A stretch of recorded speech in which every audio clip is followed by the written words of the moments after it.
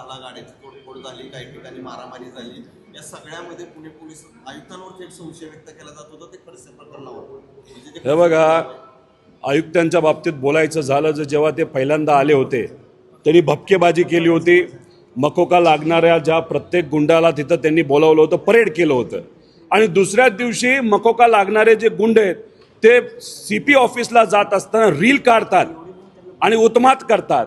तुम्ही जर बघितलं तर गेल्या काही महिन्यांमध्ये तिथं जो कोयता गँग आहे ते प्रकरण तिथं वाढलेलं आहे, गाड्या फोडण्याचं प्रकरण वाढलेलं आहे, महिलांवरचे अत्याचार तिथं वाढलेले आहेत. काल होम मिनिस्टर महाराष्ट्रातले पुण्यात असताना 4-8 घटना जर तिथं घडत असतील, कुठंतरी असं वाटतंय की होम मिनिस्टर साहेबांचं या विषयावर लक्ष नाही, हे दुर्लक्ष करत आहेत या सगळ्या गोष्टींवर. कारण एकनाथ शिंदे साहेब आणि अजितदादांच्या पक्षाला अडचणीत आणण्यासाठी त्यांचा वेळ जरा जास्त वाया जातोय असं आपल्याला तिथं म्हणावं लागेल.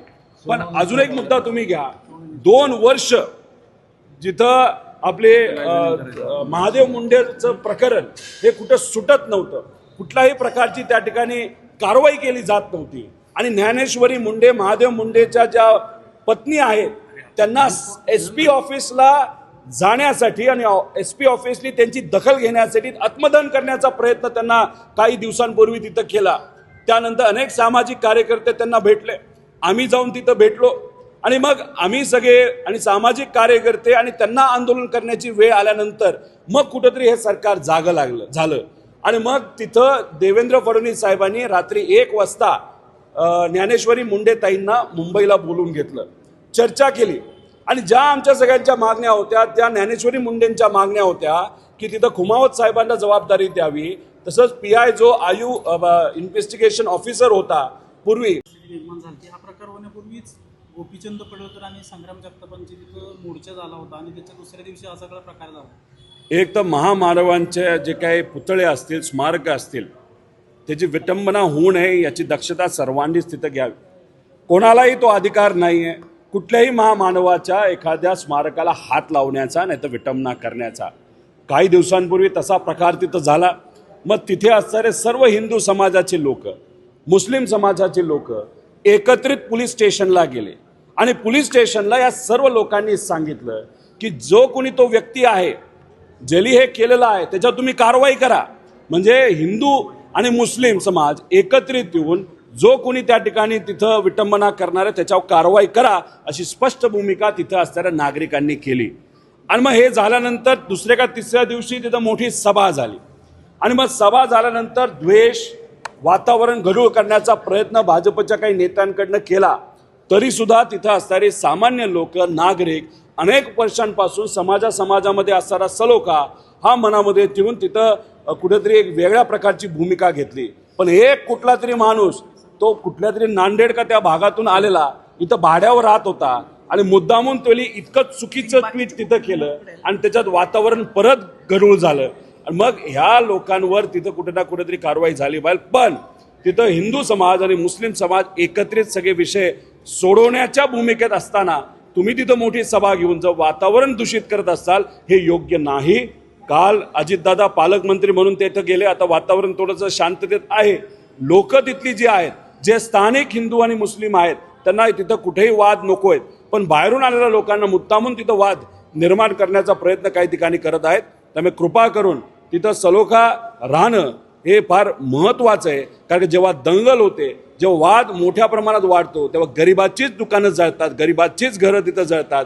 आणि आज लोकल बॉडी इलेक्शन ज्याच्या जिल्हा परिषद, पंचायत समिती, महानगरपालिका डोळ्यासमोर ठेवून जर मुद्दामून काही लोक द्वेष निर्माण करण्याचा, सत्तेतले लोक द्वेष निर्माण करण्याचा प्रयत्न करत असेल, हे कदापि तिथं असणारी लोक आणि महाराष्ट्राची जनता आणि आम्ही सर्वजण हे सहन करणार नाही. राज्याचे मुख्यमंत्री पुण्यात होते आणि पुणे सतत दिल्ली वाऱ्या सुरू आहेत, काय नेमके कारण वाटतात?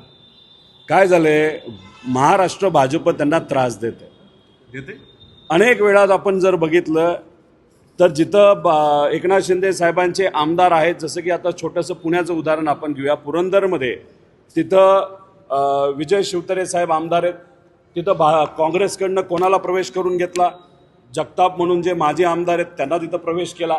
म्हणजे एकनाथ शिंदे साहेबांना वाकड्यात भाजप त्या ठिकाणी जाताना आपण सर्वजण बघतोय.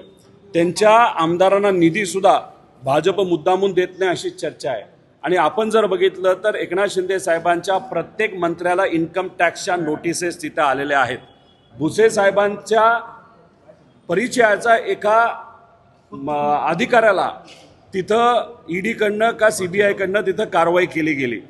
म्हणजे चुन चुन के हम मारेंगे अशी भाजपची तिथं भूमिका आहे. आणि एकनाथ शिंदे साहेबांना मुद्दामून फक्त ठाण्यापर्यंत ठेवलं. आता दुर्दैव असं ठाण्याचे जे अधिकारी आहेत त्यांच्यावर सुद्धा कारवाई केली. म्हणजे ठाण्यापुरतं तरी एकनाथ शिंदे साहेबांना भाजप सोडतंय का म्हणून काय करतात, दिल्लीला जातात, दिल्लीतल्या नेत्यांना भेटतात, नाहीतर मग कुठेतरी नाराज झाले, रुसले थोडे भाजपवर, तर मग तिथं शेती करण्यासाठी कुठेतरी साताऱ्यात जाऊन तिथं आपल्या गावी बसतात.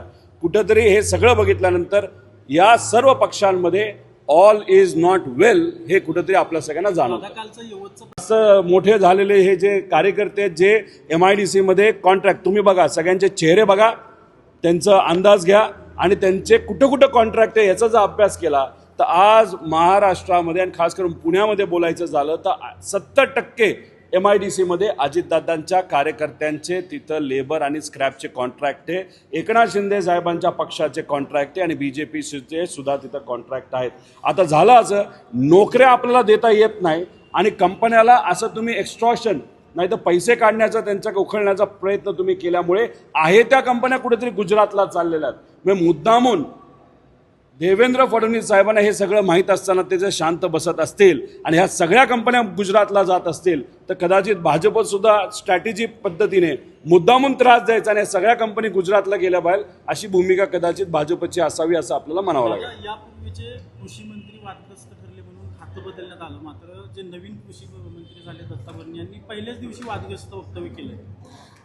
मी त्यांना विनंती करतो, पहिलं तुमचं हे वक्तव्य आहे पण ते वक्तव्य इतकं घातक आहे. तुम्ही काय म्हणालात की वाकडी कामंसुद्धा तिथं आपल्याला करावी लागतात. अहो इतके नेते इतके मंत्री वाकडी कामं करत करत जी आपल्या महाराष्ट्राची तिजोरी ती वेडी वाकडी केलेली आहे. आणि त्यांचं व्यक्तिगत जर आपण पैसे बघितले, मालमत्ता बघितली, ती मात्र एकदम सरळच तिथं मोठी होताना आपण सर्वजण बघतो. त्यामुळे वाकड्यात काम करण्यासाठी हे पद तुम्हाला तिथं दिलं नाही. तुम्ही सरळ काम करत असाल तर आम्ही त्या ठिकाणी ह्या गोष्टी मान्य करू. त्यामुळे आम्ही भरणे मामांना एवढंच सांगतो, अख्खा महाराष्ट्र प्रत्येक मंत्र्याकडे बघत आहे, तुमच्याकडे आम्ही सर्वजण बघत आहोत. तुम्ही बोलून गेला वाकड्या कामाबद्दल, पण वाकडं काम जर तुमच्याकडनं झालं तर महाराष्ट्रात तुम्हाला माफ करणार नाही आणि आम्ही तुम्हाला सोडणार नाही.